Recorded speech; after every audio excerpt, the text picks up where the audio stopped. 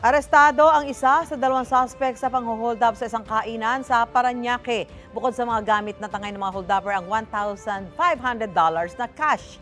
May unang balita, si Bea Pinlac. Tahimik na nag-aalmusal sa isang noodle house sa Barangay Tambo, Parañaque City ang apat na ito Biyernes ng umaga. Maya-maya pa, kita sa CCTV na may isang lalaking naka-helmet na nagmamanman sa may pintuan ng kainan. Pumasok siya kalaunan at tinutukan ng baril ang apat na kumakain sa restaurant.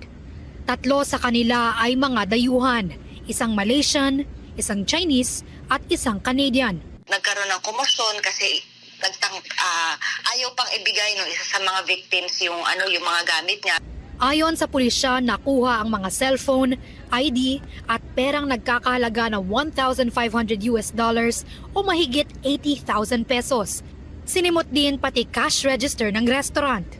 Matapos kunin ang gamit at pera ng mga biktima, agad naman sumibat ang suspect sakay ng motorsiklo na naghihintay sa kanya. Nalaman natin sa investigation na itong isa lang yung pumasok na nanutok, tapos meron siyang kasama sa labas na yun yung nagda-drive ng motor na ginamit nila para makaalis dun sa area.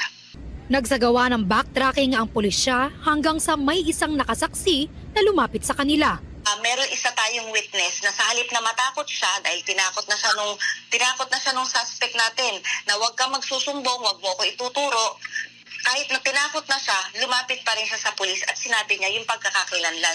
Hawak ang impormasyon galing sa saksi na aresto ang isa sa mga suspect Lunes ng madaling araw habang patuloy na tinutugis ang kasamahan niyang rider.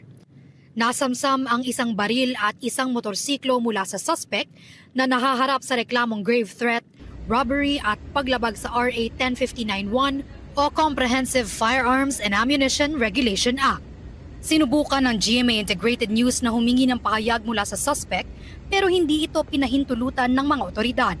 Ito ang unang balita, Bea Pinlac para sa GMA Integrated News.